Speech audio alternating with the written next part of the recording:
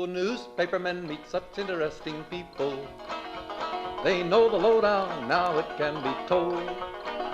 I'll tell you quite reliably off the record about some charming people I have known.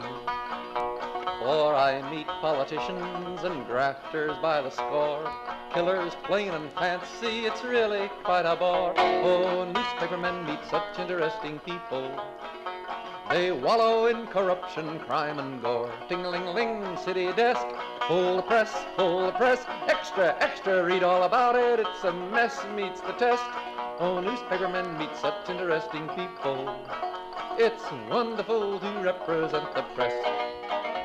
The Media Project is a half hour of commentary and analysis in which we explore some of the issues going on in the news media in recent days. I'm Rex Smith, here with Dr. Alan Chartock, the CEO of Northeast Public Radio, and a couple of veteran newspaper editors, now retired, Barbara Lombardo from Saratoga Springs and Troy, and Judy Patrick from Schenectady, the Gazette, the Saratogian, the Record, and I was once the editor of the Times-Union. Not once, many times. Many years. Every day. Every day, that's right. And here we are offering pot shots at those still doing the job. No, not at all. Alan, I want you to comment on this, please. Polls. You know, the election just over weeks back, pollsters, amazingly enough, got it wrong yet again, prompting actually an apology in New Jersey. The head of the Monmouth University Polling Institute, a guy named Patrick Murray, apologized for projecting an easy win for the governor of New Jersey. In fact, it was just so tight as could be. He said, I blew it. So why do we in the media, the news media, still pay attention to polls? Well, because it makes news. And very often people vote based on what they think the results are going to be. So if you say this is going to be an easy win, usually it will be helpful to the person who's going to make the easy win because a lot of people like to get onto the bandwagon. But sometimes it has exactly the opposite effect. So polls can be very important. When I first got out of graduate school, I worked at a place called the Eagleton Institute of Politics, and it was the first poll in New Jersey. Now everybody's got a poll, because if you want to get a lot of attention for your college or university or anything else, if you have a poll, it's well worth having, because that's what everybody knows the name of your institution from. So there are lots of different polls out, like this other poll. But I can well understand when intuition overtakes the numbers. Intuition meaning, of course he's going to win. He's the governor of Democratic New Jersey. He won overwhelmingly last time. Biden won very high there. So my intuition tells me, because I'm a Democrat too. I'm not saying Alan is a Democrat, but maybe if he's a Democrat, he tends to predict what he wants to happen. And so is there something, Barbara, is there something we should be doing about this as journalists? Yes, we have to be not lazy and not rely on polls as a way to just tell stories. Hey, there's a poll. I can write about the poll. What do people think about the poll? Do you agree with the poll? And instead look at more issues and also be very careful about reporting on polls. I think we're fortunate to have some very well-known, reliable, just as you said, how it raises the stature of certain places, Marist, Siena, Quinnipiac. They're polls I tend to look at carefully and think that they are credible overall, but maybe because they're closer to home, I think that they're trustworthy.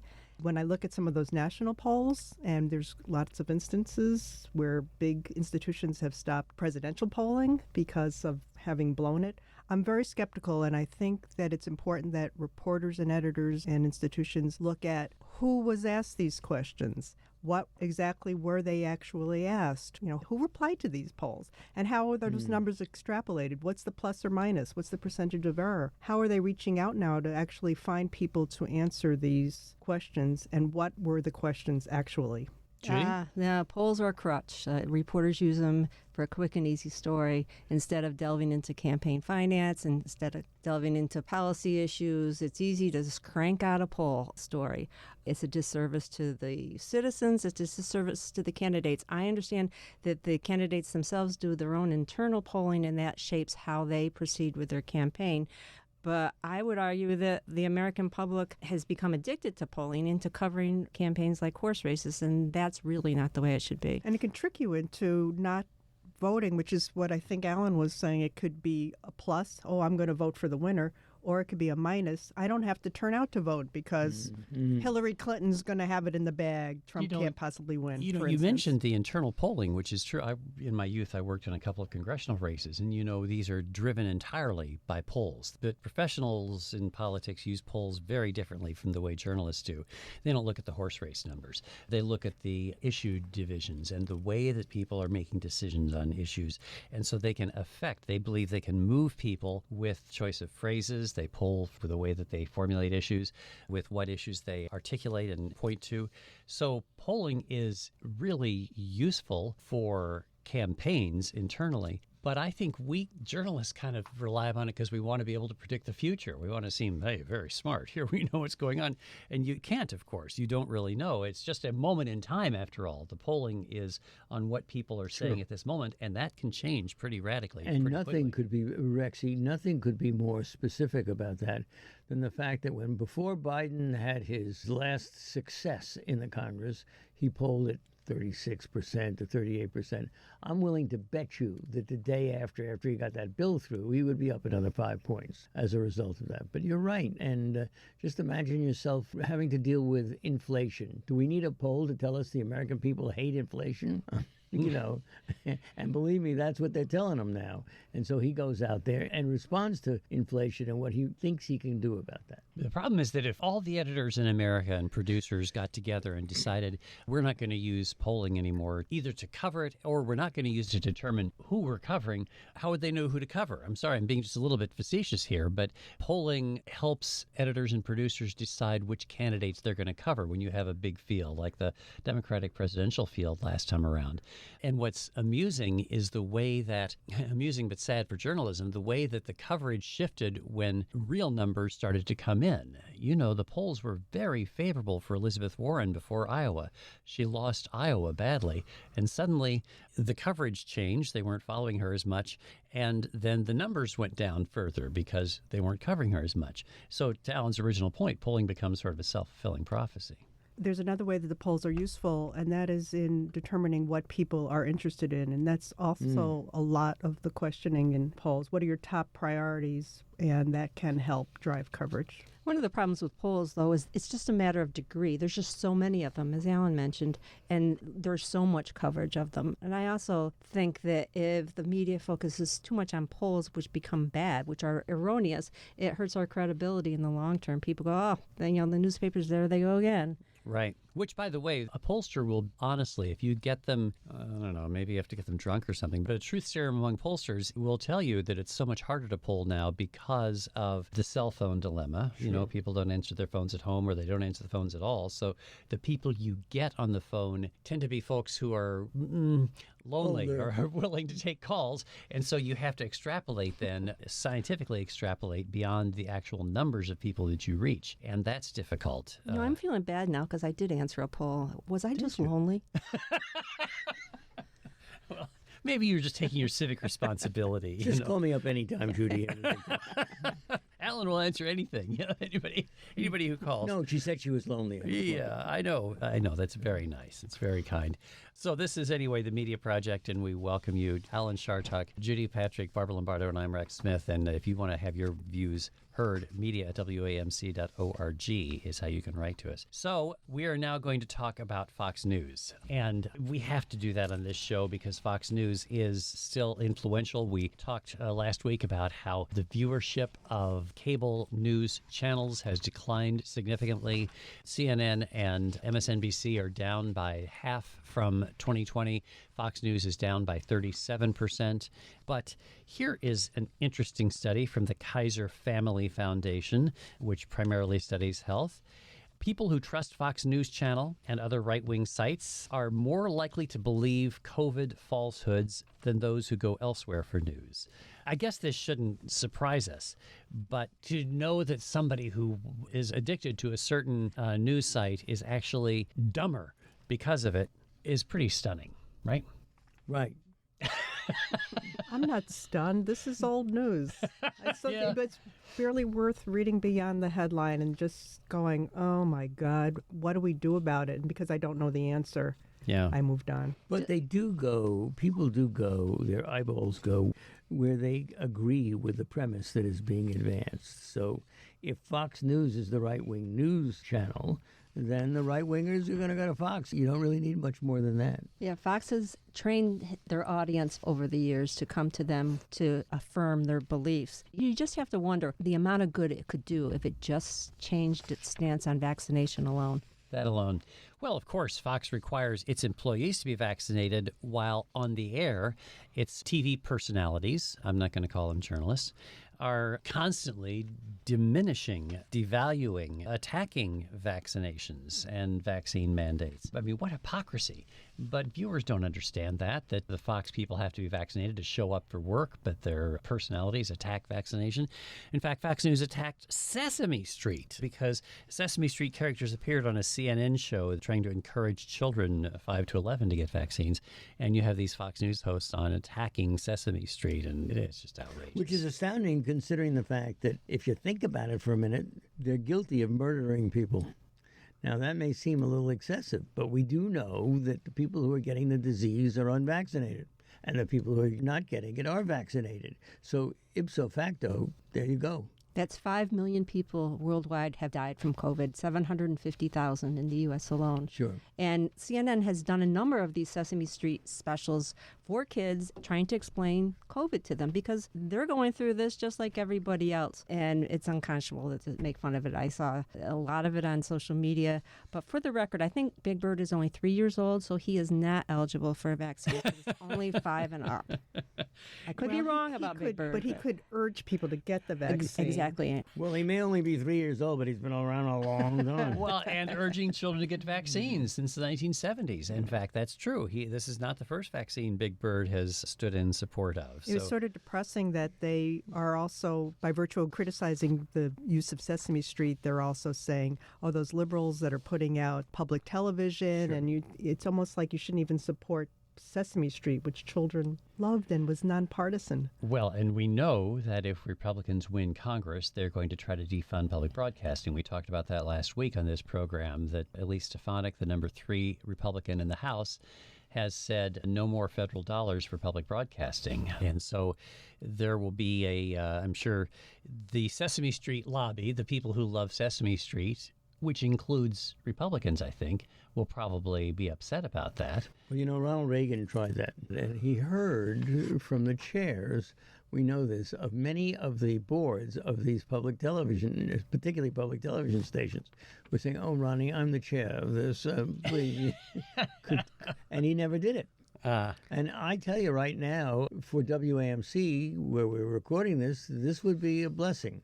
If they decided to defund public broadcasting, the money would come pouring in from supporters. Well, I don't know. I know. And no, for your locally, but if NPR decided to maintain its standards, it would need to make up that revenue somewhere that it gets from the federal government, so it might try to charge you more, and you wouldn't like that. No, I wouldn't. But your misuse of the word standards and NPR somewhat affect me. Can I interject with one good moment in this article from the AP that talked about Fox and its hypocrisy? Was about Newsmax, and that Newsmax had suspended its White House correspondent, Emerald Robinson, after she tweeted urging people to not get the vaccine because it puts a marker in you that can be tracked. Actually, what's interesting about that Emerald Robinson tweet started, Dear Christians, : I guess Newsmax is only for people of a certain religious affiliation. That's me out. The vaccines contain a bioluminescent marker called luciferase so that you can be tracked, she wrote. Not She true. went over the line. You think? And what's fascinating about the Kaiser study is that there's a certain percentage of the American public that will believe something like that. Absolutely. It's not 2 or 3%. It's in the double digits, and that's astounding. Believe something like what, Judy? Like the fact that if you get the vaccine, I you might see. get a chip in it, or Yeah. they cause sterility, all those rumors that depress vaccination. Luciferase, I think, is what's in lightning bugs, fireflies. That's what makes them glow in the On dark. the science show. Well, you heard it here, folks. It must be true. I'm willing to predict, Rex, that they are not going to defund public broadcasting even if Trump gets elected. Huh. Because, it's just too important, not only to the people who are watching, but to the people who are being covered by it. And they don't want to see that publicity for themselves disappear. Well, I hope that's true. It's true. If I say it, it's true. You know, maybe it's just at least Stefanik being mad at you and the other public radio stations. I can't figure that out. In fact, it ticks me off a little bit because she, number 3 in the House of Representatives, for those who have been asleep on Mars. On the Republican side of the House. Yeah. Right. Well, how do your interviews with her go on the Congressional Corner? She never will come on. She won't come on. And you knew that. You've got this smirk on your face. Whoa. Why will she not come on? Well, I don't know. I can't. Ask her and let us know if you're here. Yeah, why won't you because come on? I think this radio station reaches a great deal of her congressional Almost all of it. Yeah, and it doesn't make sense because, I mean, you're respectful to people. Absolutely. You let them have People their say too respectful. Well, that I don't know. But you mean important people. Richie Neal comes on, the chair of the Ways and Means Committee, and it's not as Jim though... McGovern from the 2nd District of Massachusetts, the chair of the Rules Committee, loves the show. We treat everybody nicely. Absolutely. So I'm shocked, I tell you. Shocked. There's gambling going on here. Yeah. Well, we'll see. Maybe since we can't predict things, we don't know. But certainly public broadcasting is at least a target of what looks to be, if the polls are to be believed, the rising likelihood of a Republican Congress. That's what the polls say. That would be terrible. Well, there you go. All right, so we move now to what is going on in news platforms. Here is the latest data that comes from the Pew Research Center as to the transition of news from print, television, and radio to digital spaces. Oh, good. Let's look at a poll. Yeah, let's look at a poll. This is actually asking people how you get your news. Well, how do you get your news, folks? A large majority, 84%, say they often or sometimes get news from a smartphone, from a computer, or from a tablet. I remember when that number, not that many years ago, was a quarter. Well, not that many years ago, it was 0. But the rise of digital is making it now the most preferential. It is the platform that people prefer to get their news on. About half of Americans say they prefer a digital device. That's more than people who want TV, radio, or print. So that's pretty amazing, don't you think? We've gotten to this point. Well, how do we know who's lying and who's not? That's the thing that bothers me here. Rex, you've said enough times, Judy said it enough times, that we are in a time that newspapers are dying. Young people aren't reading any newspapers. They're not even watching television. And so when questioned, what are they going to say? I'm just stupid? Or are they going to say, I get all my news from my cell phone, but I don't believe it. You don't believe it. What do you think they do instead? They know nothing. They don't get news at all. Yeah, right. Well, I think there could be something to that. Yeah. I think Judy's a little ticked off. She's got her glasses way at the end of her nose. The issue of whether or not young people are paying attention to news is not new. I think news, right. It's always been a problem. One of the problems or concerns I have from the poll is the fact that a lot of things are fairly stable in terms of what platforms people are going to, but the news websites use has gone down from 34% of people who say they get their news primarily from a news website. It's gone down from 34 to 28%, and that it seems like a big shift. People are going away from the news websites and instead are going to social media, to Twitter. So I think traditional media companies need to do a lot more to improve their news websites. Got any ideas? Yeah, get rid of a lot of these flashy ads, these banner ads, they're interrupting ads. It's a real chore to read a typical news website because they are hammering you with interruptions. That's true, Well, but so- then how do you maintain the staffing in the newsroom to produce the news if you don't have the revenue to do that? Some people have studied better ways of delivering ads. I'm not saying get rid of the advertising altogether. I'm saying get more paid subscribers and doing a better job of providing a good quality ad or doing it through newsletters. It's just the barrage, 20 to 30 ads, an ad every other paragraph. That's overdoing it, and the poll shows it because people are turning away. We also can't tell from the poll whether the increase in paywalls is a factor in why people are going. So yes, the ads are annoying, but maybe you can't even get past that, first paragraph of the story if you're not paying for it. It was, I thought, an interesting poll because it didn't just reestablish that people are not looking at print newspapers, they're looking at digital, but the way it broke down where the platforms are. So whether they're using their cell phone isn't really the question. We know they're using digital, but are they going to the websites? Are they using social media? Are they listening to podcasts? And I think this was instructive for news outlets to say, okay, people are not necessarily going to go to our site. They might be going through searches. They might be just using social media. Be interesting to watch the trends on this. You know, when the emergency stuff shows up, you're watching television, and just at the climax of the show, this red thing comes across. Storm coming. Take cover. Right. And you always think, go away. We know all this. That's why we have weather forecasts and the rest of it. And I was talking to somebody the other day, and I said, yeah, well, that's true. But what happens if there's a tornado aimed at your house? And they didn't tell you. And sure hear about that. Yeah, people don't need the news until they do. And that is one of the differences with young people now. They assume that if news is important, it will find them. Digital has that capacity. It can come sweeping in on your device if you have enabled it, if you have any kind of relationship. By the way, there is one demographic group in which more than 50% of the people say they get their news from print, and that is over age 65. There are some people in this room who qualify in that category. Only one of us, right? Exactly. Well, I was surprised by the low numbers for podcasting. I thought that was a far more substantial portion of the news market. But of the people who get their news primarily from podcasts, it's like 6%. The way the podcasts are out, there are 1,000 of them. You would think it would be far more popular. They're not all news podcasts. I think that's what makes the difference. When people say, how do you get your news? They think about, well, what's happening lately? What's the latest thing going on? Anyway, so with the decline of everything but digital, with all of us trying to do more digital, you can download this program at WAMC.org anytime you like, and all of the newspapers that we used to work for are focusing on digital, and print has sort of become the afterthought. Which you predicted many years ago, Rex. You said so. You said this was coming, and I'm not forgetting it. Wasn't hard to predict. It was clearly what the direction we were going. Sad, but just because we found it easier and more profitable, and therefore you could have a bigger news staff when the days of print were thriving. I'm sure your publisher was delighted with your making that prediction. Yeah, well, we all knew it was coming. It's just that we couldn't quite figure out how to do it. We're getting there, but as Judy points out, the ads are problematic still. We don't yet have the formula for what will appeal to people for the user experience. In Chicago, we mentioned this was coming a few weeks ago, there is now an unusual marriage of print and public media. The Chicago Sun-Times, the second newspaper of Chicago, suddenly has a new life. This is a tabloid. The Sun-Times has been this kind of, it's kind of like the New York Daily News for people who aren't familiar with it. There's a lot of emphasis on sports. It's lively.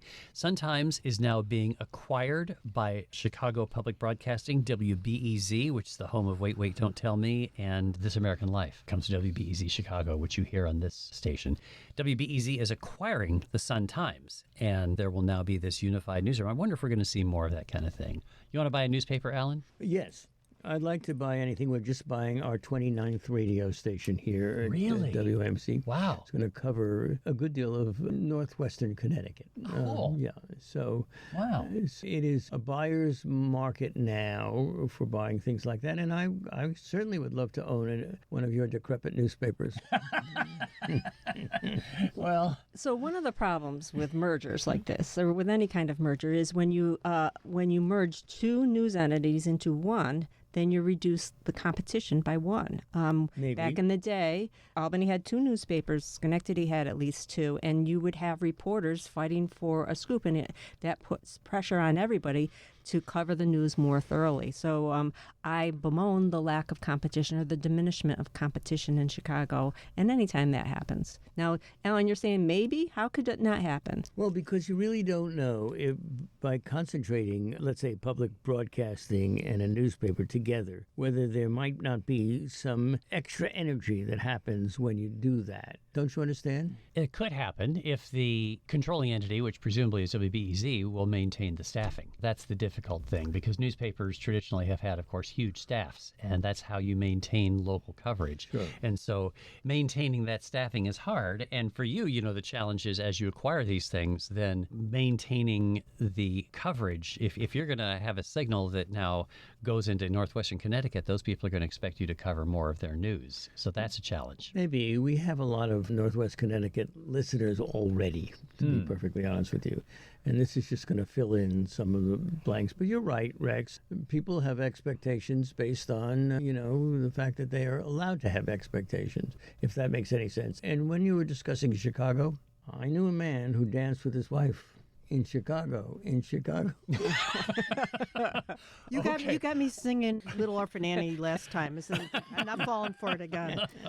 Well, congratulations on the expansion into Western Connecticut. It does provide another challenge. As a listener from New York, then I want to hear a balance. I want the news to mean something to me. So part of the challenges for your staff will be you've got the same amount of hours of a day of airtime, sure. And how do you appeal to everybody? In Chicago, at least they're all covering Chicago. And I'm optimistic about the merger because the competition from Alden that now owns the Tribune and the company that decimated the Saratogian and the Troy Record, I don't think there's going to be a lot of competition there.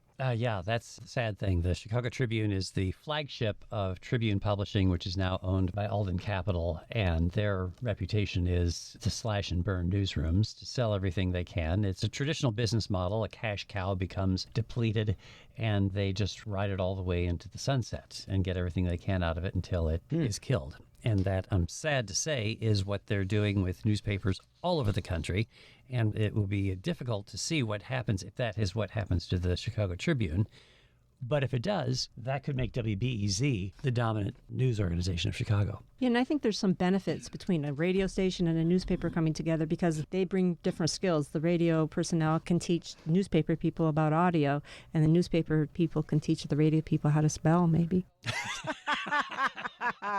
I don't know. Reporting fundamentals, maybe. We're doing, WAMC, the station we're recording in right now, is doing incredibly well. I'm shocked to hear that. In terms of not only how many people are listening, but how many people are buying underwriting. We don't have ads here on WMC. Oh, right. Those are not ads. They're underwriting. That's right. All right. Well, we'll come back to euphemisms and their use in journalism some other time. That's all we have time for in the Media Project. Alan Chartock, Barbara Lombardo, Judy Patrick, and I'm Rex Smith, with gratitude to our producer, David Gustina, for guiding us through all of this, and to you folks, our listeners, for joining us once again this week on The Media Project.